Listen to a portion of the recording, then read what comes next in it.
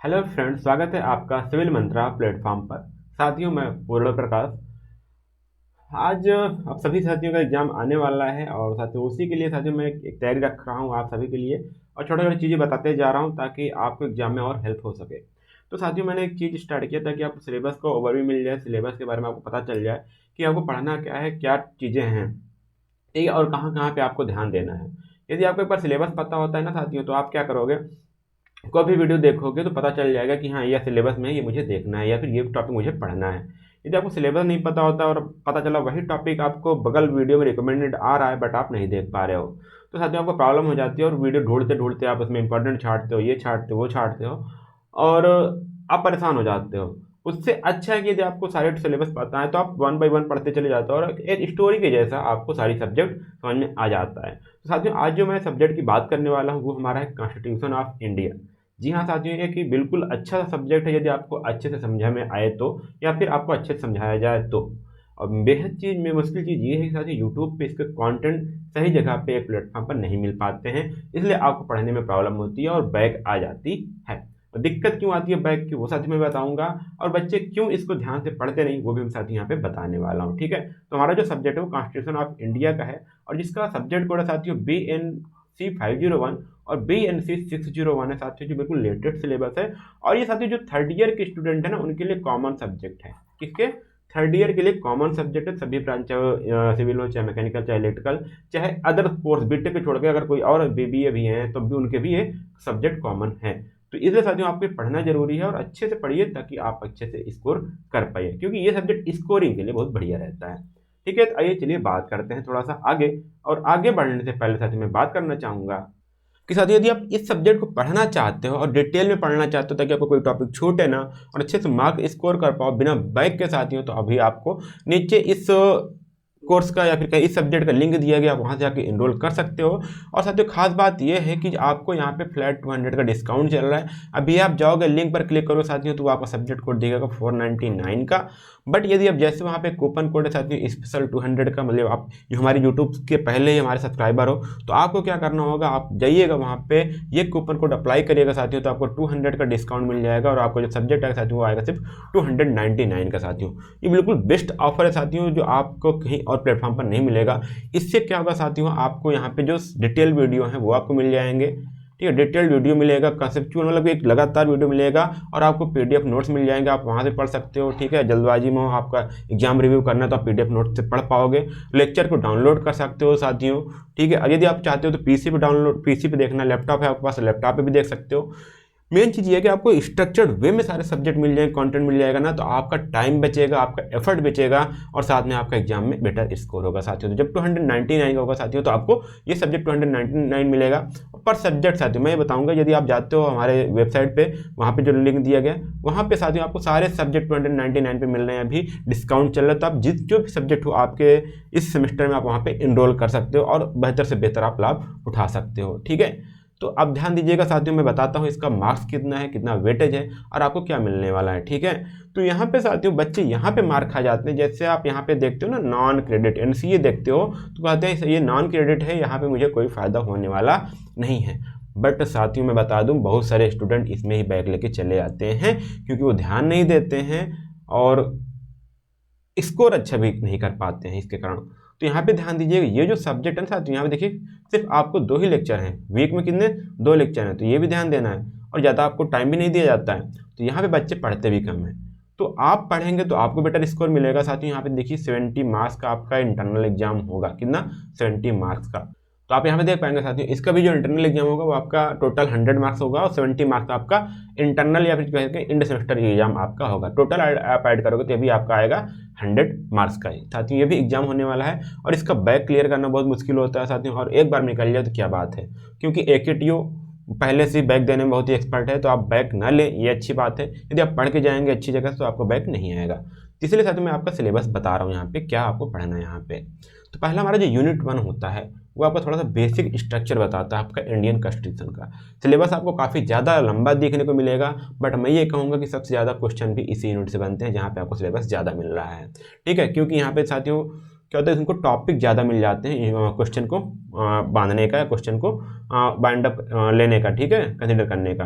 तो पहले यहाँ पे आप पढ़ोगे कॉन्स्टिट्यूशन होता क्या है, क्या जो कॉन्स्टिट्यूशन लॉ है या फिर कॉन्स्टिट्यूशनलिज्म क्या होता है, इसका आप मीनिंग समझोगे, ठीक है। जब इसको आप समझ लोगे, कॉन्स्टिट्यूशन को समझोगे, उसकी मीनिंग को समझोगे, उसके इंपॉर्टेंस को समझोगे, तो उसके बाद आप चलोगे आगे बढ़ोगे तो आएगा आपको historical background of the constitutional assembly, ठीक है। कॉन्स्टिट्यूशनल असेंबली क्या है, हमारा जो कॉन्स्टिट्यूशनल असेंबली उसका स्ट्रक्चर क्या है, उसका बैकग्राउंड क्या रहा है, वो पढ़ोगे। और सबसे मोस्ट इंपॉर्टेंट टॉपिक यहाँ पे आता है जो एग्जाम पूछा जाता है, गवर्नमेंट ऑफ इंडिया एक्ट 1935, तो ये आपको फिर उसके बाद आता है इंडियन इंडिपेंडेंस एक्ट ऑफ 1947 साथियों। ये ऐसे क्वेश्चन आते हैं जो पूरा आपको आता है कितने 10 मार्क्स का आता है या फिर 7 मार्क्स का डायरेक्ट क्वेश्चन आता है, तो यहाँ से आपको लिखने को मिलता है।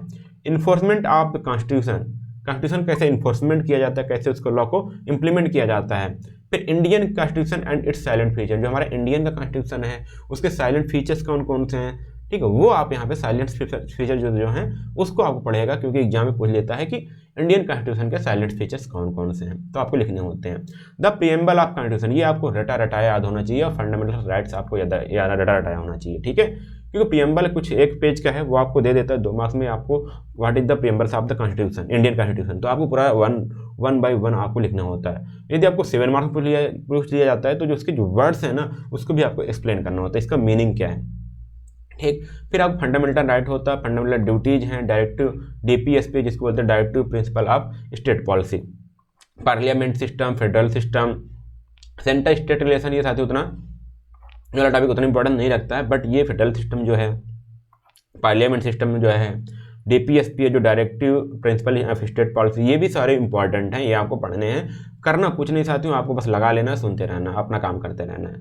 Amendment of the constitutional powers and procedure, किस प्रकार से हमारे जो कॉन्स्टिट्यूशनल पावर्स हैं उसमें कैसे अमेंडमेंट होता है और उसका प्रोसीजर क्या है। The historical perspective of the constitutional amendments in India, ये साथियों उतना इंपॉर्टेंट टॉपिक नहीं होता, आप इसको लीव भी कर सकते हो, बट ये वाला जो टॉपिक है वो आप पढ़ सकते हो। इमरजेंसी प्रोविजन, ठीक है, जो आपका नेशनल इमरजेंसी है, प्रेसिडेंट रूल है, या फाइनेंशियल इमरजेंसी है, लोकल सिर्फ, ठीक है, ये 3 होती हैं, नेशनल इमरजेंसी, प्रेसिडेंट रूल पे भी एक प्रकार से आपका इमरजेंसी प्रोविजन होता है, और फाइनेंशियल इमरजेंसी, ये 3 प्रकार की इमरजेंसीज हमारे कॉन्स्टिट्यूशन में दी गई हैं जो आपको अप्लाई होती हैं, तो ये होता है, आपको समझना होता है साथियों। ये आप टॉपिक समझ लेते हो ना साथियों, जो आपका नया सिलेबस आया है यूनिट 4 में आपको फिर से यही डाल दिया गया है, तो आप इसी फर्स्ट यूनिट में आप पढ़ लोगे तो आपको 4th यूनिट में उतना आपको एफर्ट नहीं डालना पड़ेगा, ठीक है।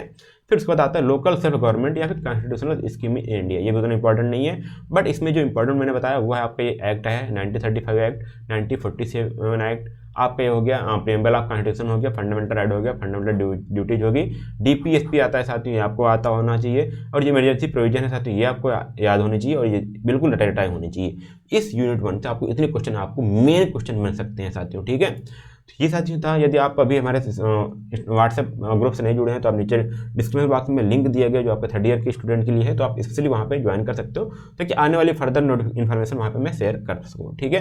अब चलते साथियों यूनिट 2 की ओर बात करते हैं हम। यूनिट 2 में क्या बात होती है, तो यहाँ पे यूनिट 2 में हम बात करते हैं यूनियन एग्जीक्यूटिव और स्टेट एग्जीक्यूटिव के बारे में। ये क्या साथियों वो भी देखते हैं, यूनियन एग्जीक्यूटिव और स्टेट एग्जीक्यूटिव। तो जो हम पढ़ेंगे पहले हमारा जो है powers of Indian parliament, function of Rajya Sabha, Lok Sabha आप जानते होंगे ना, तो जो राज्यसभा है हम उसकी बात करेंगे यहाँ पे, और उसका जो लोकसभा है उसके फंक्शन के हैं। पहली बात तो राज्यसभा के पावर पढ़ेंगे और उसके फंक्शन पढ़ेंगे, फिर उसके बाद जो लोकसभा है उसके फंक्शन पढ़ेंगे, उसके बाद जो हमारे पावर्स हैं या फिर फंक्शन है प्रेसिडेंट के उसकी भी हमको जानकारी होनी चाहिए।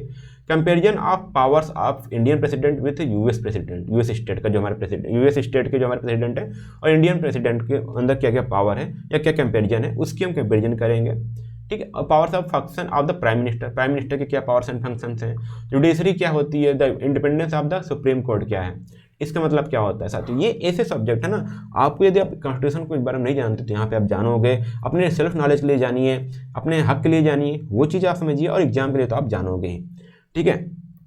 आगे बात करते हैं यहाँ पे अपॉइंटमेंट ऑफ जज, जज का अपॉइंटमेंट कैसे होता है, ये आपका क्वेश्चन आता है। जुडिशियल रिव्यू क्या होता है, अब यहाँ पे पीआईएल कैसे होती है, पीआईएल क्या होता है, पीआईएल का प्रोसीजर क्या है, पब्लिक इंटरेस्ट लिटिगेशन क्या होता है, वो आप इंपॉर्टेंट है आपके इस यूनिट में, ये भी आपको पढ़ना है। जुडिशियल एक्टिविज्म, लोकपाल, लोकायुक्त क्या होते हैं, लोकपाल और लोकायुक्त एक्ट 2013 क्या है, इसके बारे में क्या फीचर्स हैं, इसमें क्या अमेंडमेंट हुए हैं या ये एक्ट क्या बताता है आपको, वो इसकी जानकारी रखनी है आपको, ठीक है।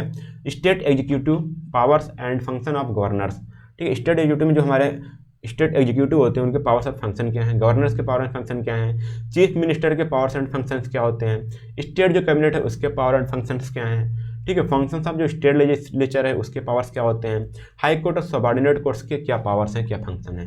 तो इसमें मेन चीज़ अगर हम इसको पढ़ लेंगे तो इसके क्या राइट्स हैं, कौन कितने किसी मामले में कितना मैटर कितना इंपॉर्टेंस रखता है, वो चीज़ आप यहाँ पे समझ पाओगे। प्राइम मिनिस्टर के क्या चीज़ें हैं, प्राइम मिनिस्टर, चीफ मिनिस्टर या फिर जजेज के बारे में, लोकसभा, राज्यसभा, ये सारी चीज़ आप यूनिट 2 में सीख पाओगे, साथियों जान पाओगे। इसके साथ ही यहाँ पे आपको यूनिट 2 आपका इंपॉर्टेंस हो जाता है इसके बारे में पढ़ने का। अगर मैं इसमें बताऊँ इंपॉर्टेंट टॉपिक के बारे में तो साथ ही आप समझ सकते हो कि फंक्शन ऑफ लोकसभा जो है वो आप पढ़ना होगा, आपको लोकसभा राज्यसभा के पावर एंड फंक्शन आना चाहिए, ठीक है। जो प्राइम मिनिस्टर की जो पावर एंड फंक्शन है वो आपको आना चाहिए, ठीक है। और यहाँ पे जो है जजेज के अपॉइंटमेंट कैसे होते हैं, जो आपके जो एक्ट दिया है ये आपको आना चाहिए, ठीक है। यहाँ पे देखिए जितने भी हैं आपके पावर एंड फंक्शन, गवर्नर के पावर एंड फंक्शन क्या हैं, चीफ मिनिस्टर के पावर एंड फंक्शन क्या हैं, और यहाँ पे जो स्टेट लेजिस्लेचर है उसका फंक्शन क्या है, हाई कोर्ट के फंक्शंस क्या क्या हैं। तो ये आपके इंपॉर्टेंट टॉपिक है जो आपको आने होंगे और आपको याद रखना है जब आप इसको पढ़ रहे होंगे, ठीक है, क्योंकि ये इंपॉर्टेंट सब्जेक्ट है साथियों आपके डेली लाइफ में भी और आपके पॉइंट ऑफ व्यू एग्जाम के पॉइंट ऑफ व्यू से, ठीक है। फिर हमारा थर्ड यूनिट आता है, ठीक है। थर्ड यूनिट में क्या आता था, तो यहाँ पे बोला गया कि introduction and basic information about legal system. Legal system बना हुआ उसका इन्फॉर्मेशन, उसके बेसिक इन्फॉर्मेशन हम लेंगे।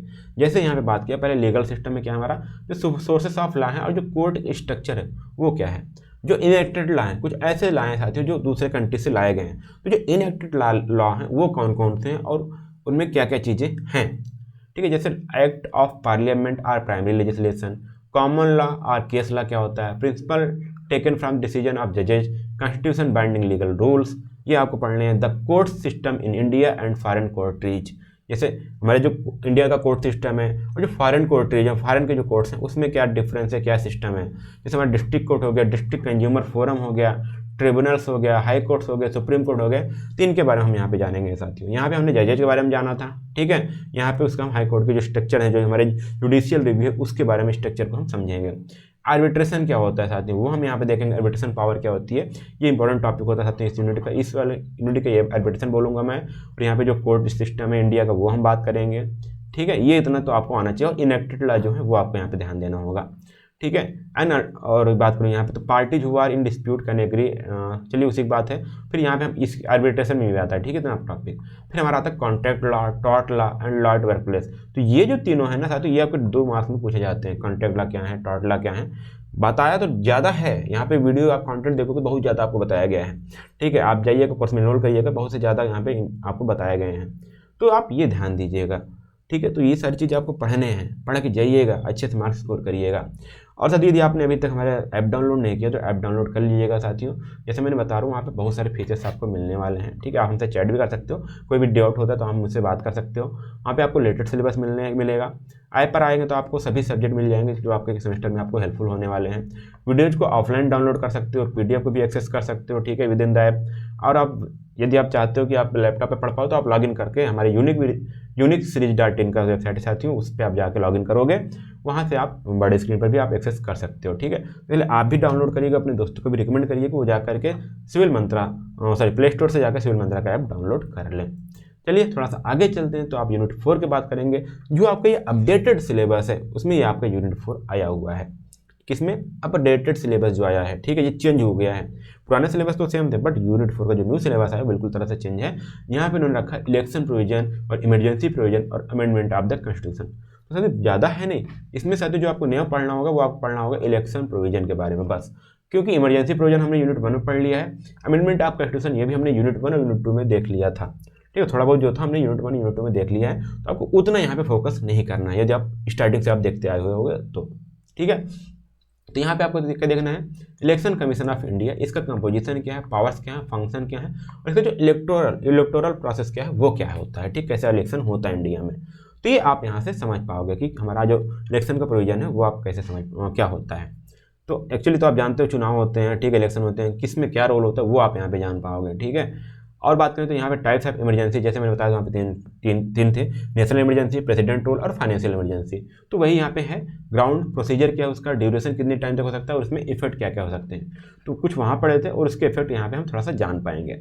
अमेंडमेंट कॉन्स्टिट्यूशन क्या होता है, उसकी मीनिंग क्या है, उसका प्रोसीजर क्या है और उसका लिमिटेशन क्या है, कितना हम अमेंडमेंट कर सकते हैं कॉन्स्टिट्यूशन में, तो वो आप यहाँ पे समझ पाओगे किसमें, इस वाले चैप्टर में यूनिट 4 में साथियों। ठीक है, और सारे कंटेंट आपको हमारे ऐप पर अवेलेबल है, आप आराम से जा करके लिंक जो दिया गया वहाँ से आप कोर्स को एनरोल कर सकते हो।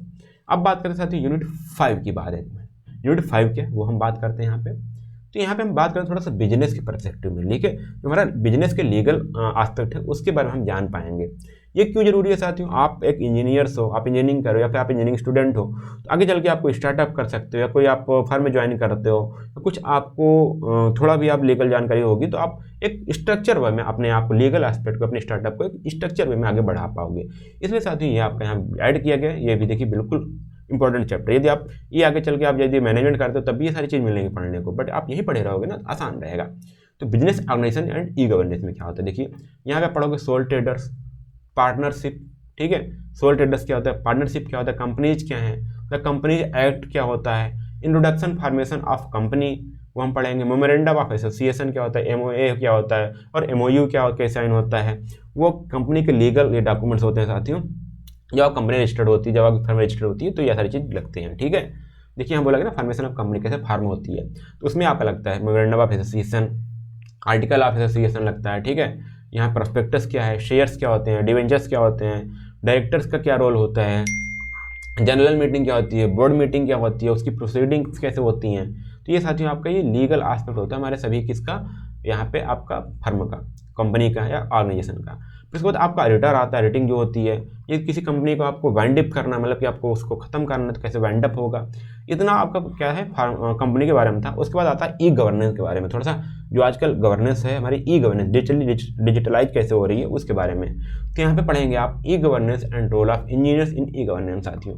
ये इंपॉर्टेंट टॉपिक इसलिए हो जाता है साथियों क्योंकि ऑप्शन देता है आपको, जो सेक्शन सी होता है ना उसमें ऐसे टॉपिक दिए जाते हैं। क्यों? क्योंकि सर ये बर्निंग टॉपिक होते हैं जो थोड़ा सा आपके प्रैक्टिकल लाइफ से रिलेटेड होते हैं। एज ए इंजीनियर तो आपको ये चीज़ देना होता है। Need of reform engineering serving and at the union, ठीक है, जो हमारे रिफॉर्म जो इंजीनियरिंग रिफॉर्म सर्विसिंग है उसमें क्या नीड्स हैं यूनियन टाइप में, ठीक है, और स्टेट लेवल पे। Role of IT professional in judiciary, जो जुडिशरी हमारे सिस्टम है उसमें आईटी प्रोफेशनल क्यों जरूरी है, उनकी क्या भूमिका है। Problem in alienation and secessionism, ठीक है, problem of alienation and secessionism in few states creating hurdles in the industrial development. जो इंडस्ट्रियल डेवलपमेंट करके हर्डल आ रहे हैं एलिनिएशन और सक्सेनिज्म के कारण, तो उनका क्या प्रॉब्लम है, उनको कैसे सॉल्व कर सकते हैं साथियों, वो आपका यूनिट 5 में आता है। तो ये आपका यूनिट 1 से यूनिट 5 तक मैंने कुछ टॉपिक डिस्कस किए, कुछ क्या पढ़ना है, क्या सिलेबस का स्ट्रक्चर होने वाला है साथियों। आप इस सब्जेक्ट को हेल्प के बना लीजिए क्योंकि साथियों आप AKTU में हैं, इसमें आप AKTU में आपका जो सिलेबस आती है one of the best syllabus है, आपको मैं समझ लूँ। जिस यूनिवर्सिटी के आप पढ़ोगे, चाहे जिस यूनिवर्सिटी का, चाहे वो इलेक्टिव सब्जेक्ट हो चाहे कोर्स सब्जेक्ट हो, आपका AKTU सिलेबस साथियों बेस्ट होता है। ठीक है, वो इस लेवल को टच करता है ताकि आपका जो पढ़ते हैं ना तो आपका लेवल बना के रखता है। तो ध्यान दीजिएगा, इसको आप हल्के मत लीजिएगा। एग्जाम भी ऐसे फ्रेम होता है कि आप हल्के में लेकर के आप बैक लेके बैठ जाओगे। तो इस प्रकार से आप आसानी से पढ़िए साथियों। मैं फिर से कहूँगा, यदि आपको इस कोर्स को डिटेल में पढ़ना है तभी आप नीचे डिस्क्रिप्शन बॉक्स में दिए गए लिंक पर जाइएगा, कोर्स को तुरंत इनरोल करिएगा और 200 का आप तुरंत डिस्काउंट पाइएगा। और कूपन कोड आपको अप्लाई करना है 200 तो स्पेशल 200, क्योंकि साथियों आपका जो 499 का आपका सिलेबस है वो आपको 200 डिस्काउंट हो जाके आपको मिलेगा सिर्फ 299 का। और साथ ही ये आप जितनी टाइम चाहें उतनी बार अप्लाई कर सकते हो with in the life time, जो आपका जो लिमिटेड टाइम है उसके अंदर आप जितने कोर्स चाहे उतने इनरोल कर सकते हो। ठीक है, तो आप ऐप भी डाउनलोड कर सकते हो, यदि आप इंटरेस्टेड हो तो आप ऐप डाउनलोड करिए, वहाँ पर बहुत सारे सब्जेक्ट आपको मिल जाएंगे और वहाँ से पढ़ना स्टार्ट कर सकते हो। ठीक है, तो साथियों ये तो थोड़ा सा ये आज के बारे में जो आपका मैंने ओवरव्यू किया कॉन्स्टिट्यूशन ऑफ इंडिया, जो एक इंपॉर्टेंट सब्जेक्ट होता है उसके बारे में। साथियों आपको वीडियो क्या लगा वो आप बताइएगा। आपको और क्या चाहिए साथियों आप कमेंट बॉक्स में जरूर लिख दीजिएगा ताकि मैं आपकी क्वेरी को सॉल्व कर पाऊँ। कोई प्रॉब्लम है तो आप क्वेरी कमेंट बॉक्स में लिख दीजिएगा। ठीक है, इस वीडियो को दोस्तों तक जरूर शेयर करिएगा साथियों। और मैं आपको एक ही गुजारिश करूँगा, आप हमारे व्हाट्सएप ग्रुप से जरूर जुड़ जाइए ताकि आप हमारे कंटेक्ट में रहें। कोई भी क्वेरी होती है तो हम लोग वहाँ पर सॉल्व कर लेते हैं। ठीक है, फिर आज के लिए बस इतना ही, फिर मिलते हैं अगले वीडियो में। तब तक के लिए धन्यवाद। जय हिंद।